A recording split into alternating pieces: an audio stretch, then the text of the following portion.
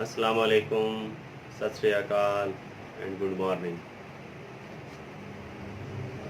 آج ہم بات کریں گے مکمل صحت یابی کے اوپر۔ یہ مکمل صحت یابی کا راز کیا ہے؟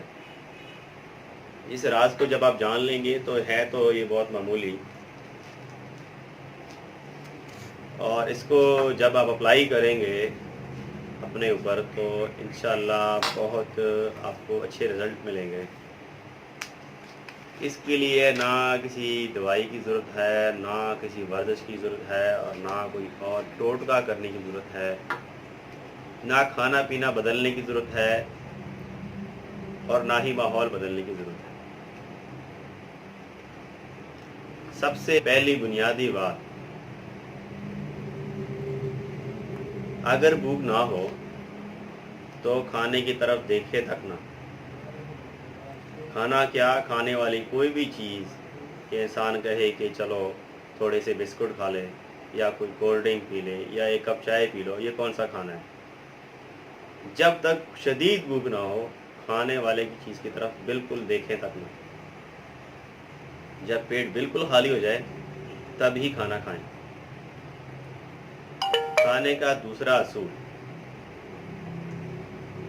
کھانا جب بھی کھائیں خوب چبا کر کھائیں، اتنا چبائیں کہ حتیٰ کہ کھانا کا جو مواد ہے، جو نوالا ہے، وہ خود بخود حلق سے نیچے گرنا شروع ہو جائے، یعنی حلق سے خود بخود گرنا شروع ہو جائے۔ تیسری بات، کھانا کھانے کے دوران یا کھانے کے بعد پانی کا استعمال کم از کم کریں۔ اگر ہو سکے تو کھانا کھانے سے آدھا گھنٹہ پہلے اور کھانا کھانے کے آدھا گھنٹہ بعد پانی کا استعمال کریں۔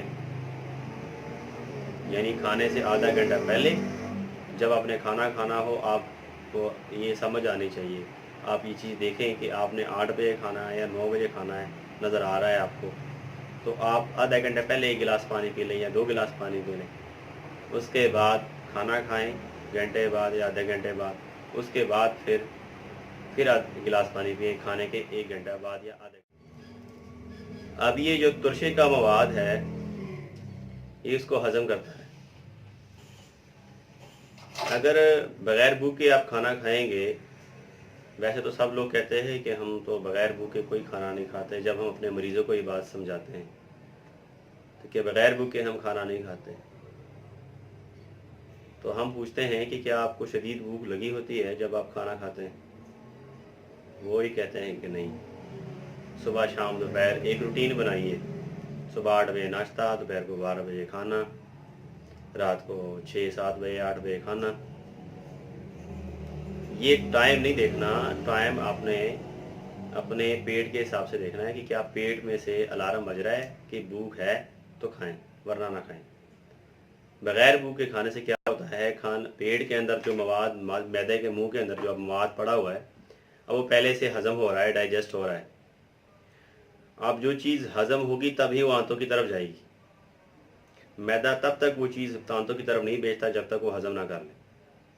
اب جو چیز ہضم نہیں ہوئی اور وہ ہضم کا نظام اندر سے چل رہا ہے، ایک مشینری، کیمیکل ریئیکشن ہو رہے ہیں اس کے اندر، تو جب آپ کھانا کھاتے ہیں، کھانے کے اوپر پھر کھانا لے کے آتے ہیں، تو جو معدہ ایک چیز پہلے سے ورک کر رہا ہے، ایک کیمیکل ریئیکشن ہو رہے ہیں اندر، وہ کیمیکل ریئیکشن جس چیز کے اوپر پہلے جو چیز آپ نے کھائی ہے، فرض کرے آپ نے 1 گھنٹہ پہلے چاول کھائیں اور 1.5 گھنٹہ بعد آپ پھر کوئی نہ کوئی چیز کھاتے ہیں، تو کیا کرے گا معدہ کہ وہ جو پہلی چیز ہضم ہو رہی ہے اس کو چھوڑ کر جو چیز آپ نے ابھی رکھی ہے اس کے اندر، معدے کے اندر گئی ہے، وہ اس کو ڈائجسٹ کرنا شروع کر دے گی۔ اب جو چیز پہلے سے بڑی ہے اب وہ تو ویسے کی ویسی پڑی رہے گی۔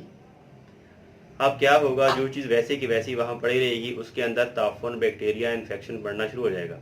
اس کی مثال ہم ایسے لے سکتے ہیں، جیسے آپ کے گھر میں کوئی کھانا ہے اور آپ کسی برتن میں رکھتے ہیں اور وہ پڑا رہتا ہے 1 دن تک، وہ خراب ہو جاتا ہے۔ آپ کو صحت اور کامیابی عطا فرمائے۔ امید کرتا ہوں میری باتیں آپ کو پسند آئی ہوں گی۔ شکریہ، فی امان اللہ، اللہ حافظ۔